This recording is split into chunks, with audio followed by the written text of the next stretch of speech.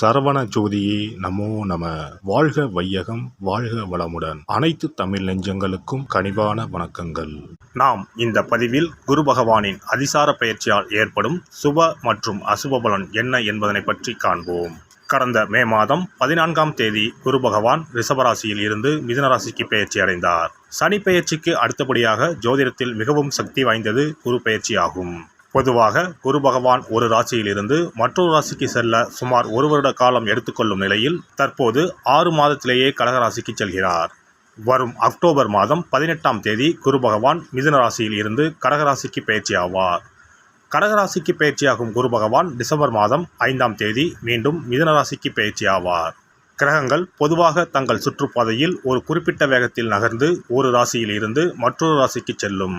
சில கிரகங்கள், குறிப்பாக குரு, தங்கள் சுற்றுகளின் போது ஏற்படும் ஈர்ப்பு விசையின் காரணமாக தங்களது இயல்பான வேகத்தை விட வேகமாக நகர்ந்து குறிப்பிட்ட காலத்திற்குள் அடுத்த ராசிக்குள் நுழைந்துவிடும். இந்த வேகமான மற்றும் முன்னதாக நடக்கும் நகர்வுக்கு அதிசார பயிற்சி என்று பெயர். குரு பகவான் ஜோதிடத்தில் சுப கிரகமாக கருதப்படுகிறார். குரு அதிசார பயிற்சி நடைபெறும் காலத்தில் சில ராசிக்காரர்களுக்கு நன்மைகளும் அதிர்ஷ்டமும் எதிர்பாராத திருப்பங்களும் ஏற்பட வாய்ப்புள்ளது. இந்த பெயர்ச்சி மக்களின் வாழ்க்கையில் திருமணம், தொழில், செல்வம் மற்றும் பல்வேறு நல்ல மாற்றங்களை கொண்டு வரும். இந்த அதிசார பெயர்ச்சியால் உங்கள் வாழ்வில் வளமும் நலமும் செல்வ செழிப்பும் பெற்று வாழ்வில் உயரிய நிலையை அடைய எல்லாம் வல்ல எம்பெருமானை வேண்டி விரும்பி கேட்டுக்கொள்கிறேன். சிம்மராசி அன்பர்களே, தற்போது உங்களுக்கு அஷ்டம சனி நடந்து கொண்டிருக்கிறது. தற்போது குரு பகவான் சனியை பார்க்கிறார். இது ஒரு அற்புதமான காலகட்டமாக இருக்கும்.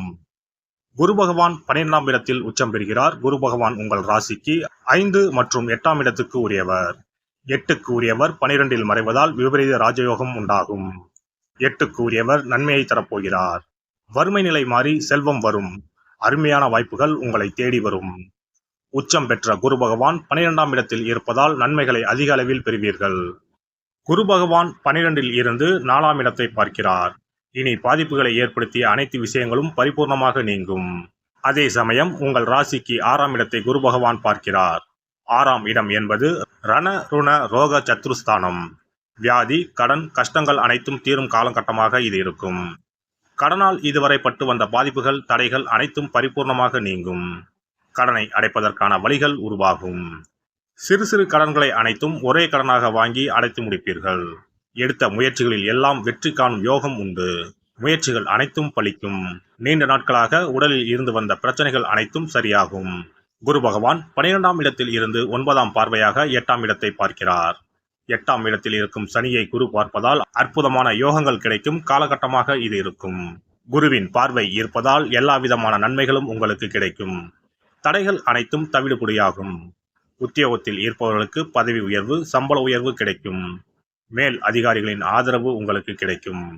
வதந்திகள், உயர்கல்வி, பதவி உயர்வில் இருந்த தடைகள் விலகும். 12ஆம் இடத்தில் குரு உச்சம் பெறுவதால் இல்வாழ்க்கையில் மகிழ்ச்சி ஏற்படும். பெரிய பெரிய அதிர்ஷ்டங்கள் கிடைக்கும். இழுபறியாக இருந்த நிலைமைகள், தடைகள் அனைத்தும் இனி பரிபூர்ணமாக நிவர்த்தியாகும். உத்தியோகத்தில் சந்தித்து வந்த அனைத்து விதமான பிரச்சனைகளும் சரியாகும். உங்களை மன அழுத்தத்திற்கு ஆளாகி கொண்டிருந்த விஷயங்கள் அனைத்தும் நீங்கி புத்துணர்ச்சி பெறும் காலகட்டமாக இது இருக்கும். டிசம்பர் 3ஆம் தேதிக்குள் பொருளாதாரத்தில் அற்புதமான மேன்மையை பெறுவீர்கள். பணவரவு அதிகரிக்கும். குரு பகவானின் அதிசார பெயர்ச்சிக்கு பரிகாரமாக வியாழக்கிழமைகளில் தட்சிணாமூர்த்திக்கு மஞ்சள் நிற மலர்கள் மற்றும் மஞ்சள் நிற உடையுடன் அபிஷேகம் செய்வது, குரு பகவானுக்கு நெய் தீபம் ஏற்றி வழிபடுவது, அன்னதானம் செய்வது, மற்றவர்களுக்கு உதவுவது போன்றவை சிறந்த பரிகாரங்களாகும். மேலும் வியாழக்கிழமைகளில் குரு பகவானின் காயத்ரி மந்திரத்தை உச்சரிப்பதும் நன்மை பயக்கும். குரு பகவான் சஞ்சரிக்கும் அந்தந்த ஆலயங்களில் உள்ள குரு மற்றும் நவகிரக சன்னதிகளில் தீபமேற்றி வழிபட்டு வரலாம்.